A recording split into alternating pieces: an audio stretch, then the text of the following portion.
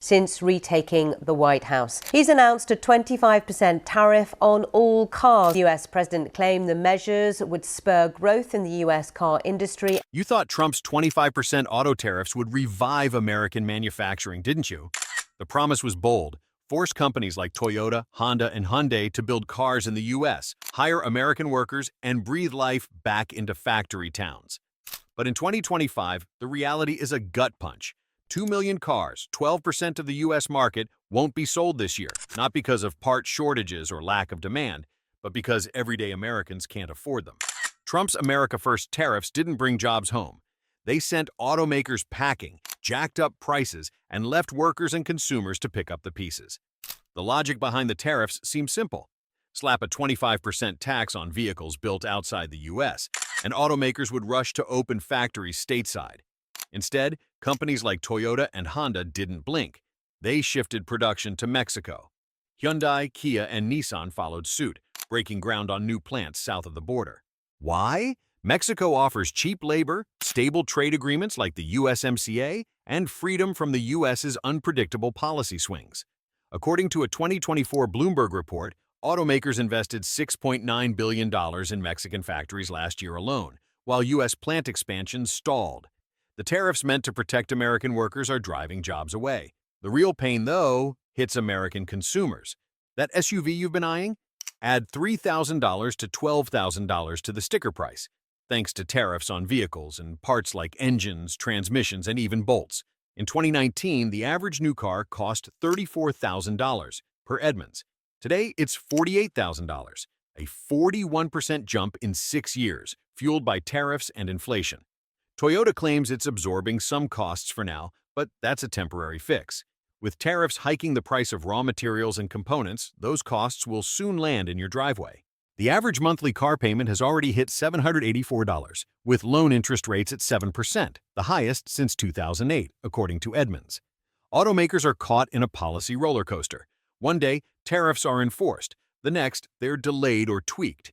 This unpredictability makes it impossible to price vehicles, secure supplier contracts, or forecast sales. You can't plan a business on a tweet, a Toyota executive told Reuters in 2024. The chaos is crippling an industry that thrives on stability. Small businesses, the backbone of the auto sector, are collapsing under the weight. Did you know 80% of U.S. automotive suppliers employ fewer than 50 people? These mom-and-pop shops produce critical parts like clips, sensors, and modules, but tariffs have spiked their raw material costs overnight.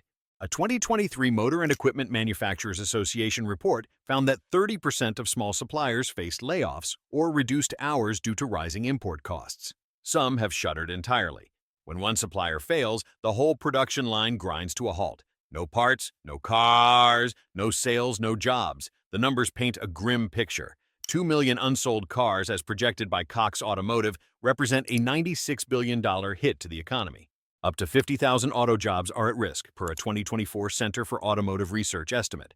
Factory towns in Michigan, Ohio, and Tennessee, once the heartbeat of American manufacturing, are hemorrhaging. Michigan alone lost 8,000 auto jobs since the 2018 tariffs, according to the Bureau of Labor Statistics. Entire communities are watching their economic futures evaporate. This isn't the first time tariffs have backfired. In 2018, Trump's steel and aluminum tariffs cost automakers billions. Ford reported a $1 billion profit loss tied to higher metal prices, per a 2019 earnings call. Now, history is repeating on a grander scale. Trump touts greatness on social media. But what's great about soaring prices, shuttered plants, and families priced out of the market? The fallout doesn't stop at car lots. If new cars become unaffordable, demand for used vehicles will surge, driving those prices up too. Low-income families already stretched thin will feel the squeeze most. The dominoes are falling, and the auto industry is just the start. What's the way forward? Tariffs aim to protect workers, but ended up punishing them. A smarter approach, stable trade policies, incentives for domestic innovation, and workforce training could rebuild the industry without breaking consumers. For now, Americans are left with a broken promise: fewer jobs, higher prices, and an industry on the brink. Will we rethink this strategy before the next domino falls? The level of tariff increases announced so far is significantly larger than anticipated. And really the question is, where's that going to come in? Where's that going to land? And we don't know that yet. Shockwaves are reverberating across California's political and economic landscape. In an unprecedented showdown, Governor Gavin Newsom and Attorney General Rob Bonta have launched a high-stakes legal assault against President Donald Trump's latest wave of tariffs, setting the stage for a fierce coast-to-coast power struggle. Is this a battle to defend a state's survival or political theater in a national crisis? As of April 16, 2025, California has become the very first state to sue the Trump administration over sweeping tariffs recently hammered on most of America's major trading partners. Speaking from the heart of the Central Valley, the almond orchards that feed the world, Governor Newsom issued a stark warning. No state is poised to lose more than the state of California. And the lawsuit, unveiled with both urgency and drama, targets Trump's invocation of the International Economic Emergency Powers Act, or IEEPA, as the legal backbone for imposing tariffs, without any green light from Congress. To understand the sheer scale of this conflict, let's talk numbers and livelihoods.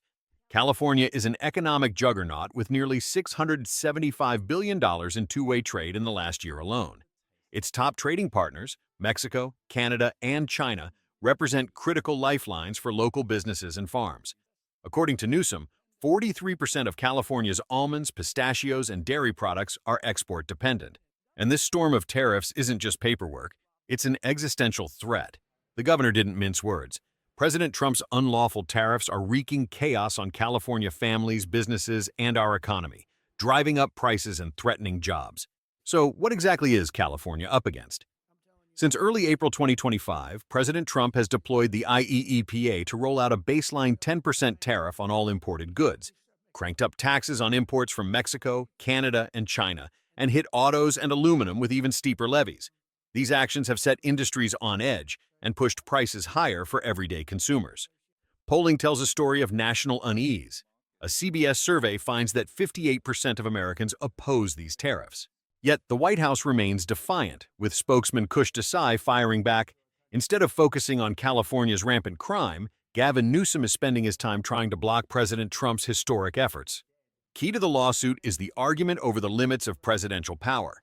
Newsom and Bonta claim the IEEPA was never designed to let the president slap sweeping taxes on imports without Congress. Attorney General Bonta underscores the urgency, declaring, "The gravity and instability of the situation at hand cannot be overstated." The legal complaint, filed in the U.S. District Court for Northern California, demands the immediate voiding of Trump's tariff orders. Their core allegation? That President Trump has been inventing bogus national emergencies to bypass the constitutional role of Congress, seizing power never granted to the executive. He is betraying people that supported him. Donald Trump has turned his back on his supporters, Newsom charged, painting the president's move as nothing less than an act of political abandon. But this is more than a legal parsing of statutes. What's at stake is the fate of California's vast export economy, where nearly half the crop, dairy, and manufacturing output heads overseas. The uncertainty looming over farmers, small business owners, and workers is profound. California's attorneys argue the tariffs are more than unlawful. They are a clear and present danger to the pronounced and profound economic well-being of the state. Yet the power struggle is hardly one-sided. Supporters of Trump's tariffs argue drastic action is needed to protect American industries and spur domestic reinvestment, seeing the president's move as a needed stand against decades of lopsided trade deals. Critics, however, are sounding alarms over the chaos and pain inflicted on states that count on open trade. As the lawsuit ripples through federal court, the entire country is left watching. Is this the beginning of a sweeping revision of presidential power over U.S. trade, or just another round in a bitter red versus blue battle? Governor Newsom's suit marks the 14th, some say 15th time, California has led the charge against the Trump administration since his return to office. But never before has the financial future of so many hung so precariously in the balance. Where do you stand on this clash of titans? Is this courageous state leadership fighting for the people, or obstruction standing in the way of America's future? China, one of the world's largest beef markets, has stopped importing beef from the United States and has turned to Australia to fill the gap. This move is costing U.S. cattle ranchers billions. So, what's behind this decision? How did we get here? And what does it mean for ranchers, consumers, and the global economy? First, let's set the stage. The U.S. beef industry has been a powerhouse, exporting massive amounts of beef worldwide. In 2024 alone, the U.S. sent $1.6 billion worth of beef to China, making it the third largest market for American ranchers. But now, that trade has come to a screeching halt. Why, Mai? It's not just about taste preferences or supply chains. It's deeply tied to trade tensions and strategic moves on the global stage. To understand the impact, we need to look at the U.S. cattle industry. Ranchers across states like Texas, Nebraska, and Kansas rely on exports to keep their businesses thriving.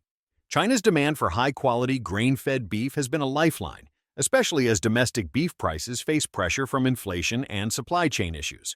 But with China's doors now closed, the ripple effects are hitting hard. Some estimates suggest losses could reach $2.5 billion or more for U.S. ranchers, as China was a key buyer of premium cuts. Now let's talk about what triggered this. It's no secret that U.S.-China relations have been rocky, especially when it comes to trade. Recently, escalating tariffs have turned beef into a pawn in a larger economic chess game. After the U.S. imposed new tariffs on Chinese goods, China hit back with retaliatory measures, including a whopping 116% tariff on American beef. That kind of tax makes U.S. beef way too expensive for Chinese buyers, effectively pricing it out of the market. But it's not just tariffs. There's another layer here. Hundreds of U.S. abattoirs, those are the facilities that process beef, have lost their export licenses to China. These licenses, tied to a 2020 trade deal, were supposed to renew automatically, but China hasn't approved them. About 300 U.S. plants are now ineligible to ship beef to China, and that's no small glitch. It's a deliberate move, and it's left American ranchers scrambling. Let's rewind a bit. Back in 2020, the U.S. and China signed the Phase 1 trade deal under President Trump. It was meant to ease tensions and boost agricultural exports, including beef. For a while it worked. China became a top destination for American beef. But fast forward to 2025, and that deal is unraveling. China's not just slapping on tariffs, it's using what experts call non-tariff barriers, things like delaying licenses or citing sanitary concerns to quietly choke off U.S. exports. It's a tactic Beijing has used before, and it's effective. So, where does Australia come in? With U.S. beef sidelined, China needed a new supplier, and Australia was ready to step up. Australian grain-fed beef exports to China have surged by nearly 40% in just February and March of this year compared to last year. That's over 21,000 tons of beef shipped in 2 months alone. Australia's cattle industry is cashing in, filling the gap with high-quality marbled beef that Chinese consumers love. For Aussie ranchers, it's a golden opportunity. Here's the kicker. Australia isn't just a backup plan. It's now the lone supplier of premium grain-fed beef to China. That's a massive shift. Australian beef is competitive in price and quality, and with no U.S. competition, they're locking in contracts and building relationships that could last years. For U.S. ranchers, it's not just about losing sales today. It's about losing market share for the long haul. I spoke with folks in the U.S. cattle industry, not directly but through the grapevine, and the mood is grim. One rancher told a reporter, "We've spent years building trust with Chinese buyers, and now it's gone overnight." The financial hit is brutal, but there's also a sense of betrayal. Ranchers feel caught in the crossfire of decisions made far from the ranch. And with the U.S. cattle herd already at a 74-year low due to droughts, this couldn't have come at a worse time. Now let's be real. Trade wars have consequences, and this one's hitting rural America hard. But is it all doom and gloom? Not entirely. Some analysts say U.S. ranchers could pivot to other markets like Japan or South Korea, which are still big buyers of American beef. The problem? Those markets can't fully replace China's demand, and rebuilding trust with new buyers takes time. Plus, with Australian beef flooding China, prices could drop globally, squeezing U.S. profits even more. What about consumers? In China, this shift might not change much at the grocery store. Australian beef is similar in quality, and China's middle class is still hungry for it. But there's a bigger question. If trade tensions keep escalating, could China's economy slow down? If that happens, demand for all beef, Australian or otherwise, might take a hit. It's a reminder that global markets are interconnected, and what starts as a tariff can end up affecting dinner plates halfway across the world. Let's break it down. For Australia, this is a win, at least for now. Their cattle industry gets a massive boost, and they're strengthening ties with China. But there's a catch. Relying too heavily on one market can backfire if China's economy stumbles. For the U.S., it's a tough blow, but it could push ranchers to diversify and innovate. The challenge is navigating the short-term pain while trade policies play out. So, what's next? The ball's in the court of policymakers. Some in the US are calling for retaliation, like tariffs on Australian beef or restrictions on other Chinese imports. Others argue for diplomacy to reopen China's market.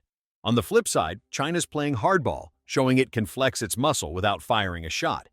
This isn't just about beef, it's about who controls the global food supply chain. Here's my take. Trade disputes like this reveal how fragile global markets can be. US ranchers are paying a steep price, but this could be a wake-up call to rethink how we approach trade and food security. Australia's seizing the moment, but no one's immune to the ups and downs of geopolitics. What do you think? Should the US fight fire with fire, or is there a smarter way to get back in the game? General Motors, over its announcement that it's going to drop 14,000 jobs in North America and close 5 plants as well. General Motors announced today it is slashing its workforce by as many as 14,000 employees. You remember the promise, right? Bring the jobs back, rebuild Detroit, punish the corporations that offshored American labor. That was the slogan stamped on podiums, campaign buses, and the front lawns of working-class towns across the Rust Belt. But today, General Motors just proved that promise was never meant to be kept. In one brutal announcement, GM slashed 14,000 American jobs and shut down 5 U.S. factories. Not because they had to, but because they could. GM's move wasn't a fluke. It was the continuation of a strategy that began years ago. Back in 2018, the company cut 15,000 workers and shuttered plants in Ohio and Michigan. They blamed market conditions. Fast forward to 2025, and the story repeats. Only now it's wrapped in a shinier, greener narrative, the EV revolution. But there's nothing revolutionary about abandoning American workers.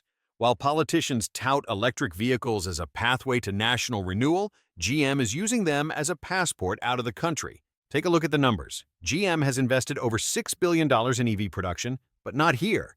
That money is flowing into factories in Mexico, South Korea, and China. In fact, as of the first quarter of 2025, more than 40% of GM's vehicle output comes from overseas. By early next year, that figure is projected to exceed 50%. Meanwhile, towns like Lordstown, Ohio, and Romulus, Michigan, once proud outposts of American manufacturing, now face economic ruin. And while this is happening, where's the leadership? Donald Trump, the man who once threatened to slap punitive tariffs on any company that outsourced jobs, has done nothing but tweet. His administration's 200% EV import tariff might sound tough, but GM didn't flinch. They pivoted. They shifted their production to international platforms and called it market flexibility. The result? American jobs lost, while GM's stock rebounded within 48 hours thanks to growing international profits. The financials don't lie. In 2024, GM pulled in over $32 billion in revenue from global markets. And while American EV buyers struggled with rising prices and interest rates, GM was selling overseas, to countries with cheaper labor, fewer regulations, and bigger subsidies. The average price of a new electric vehicle in the U.S. has risen by 18% year over year. A base model Chevy Blazer EV now sells for over $53,000. That's not middle-class mobility. That's a luxury tax on patriotism. But GM isn't alone. Ford just paused its electric F-150 production in Dearborn, Michigan, and redirected $2.4 billion to EV development in Valencia, Spain. Stellantis now builds more Jeeps in Italy than it does in Illinois. Even Tesla, the crown jewel of U.S. innovation, is turning to China and India to cut costs and expand battery supply. The truth is unavoidable. The so-called American EV boom is quietly becoming an offshore operation. Let's be honest, this isn't about green energy. It's about green money. And while the U.S. government talks about leading the transition, our factories are closing, our workers are getting pink slips, and our supply chains are increasingly dependent on geopolitical rivals. That's not leadership, that's surrender. What makes GM's betrayal sting even more is our history. Let's not forget, we bailed them out in 2009 with $50 billion in taxpayer funds. They called it a rescue. We called it loyalty. We save them from collapse, and they repay us by turning off the lights in towns that once kept them alive. It's not just corporate strategy, it's a moral failure. And where's the accountability? These corporations aren't punished, they're rewarded. Stock prices rise, executives collect bonuses, factories get moved, communities get gutted, and the American worker? Forgotten again. So the next time someone says buy American, ask them, who still builds American? Because it's not enough to slap a flag on the fender. It's not enough to call it a Chevy if it's assembled in Monterey with Chinese batteries and Indian software. What matters is where it's built, who builds it, and whether they're paid a living wage to do it. GM's EV shift might be good for shareholders. It might even be good for the global supply chain. But don't call it American progress. Not when the cost is thousands of jobs, shuttered factories, and another chapter in the long, slow death of industrial America. Because this isn't just about electric cars. It's about who controls the future and who gets left behind.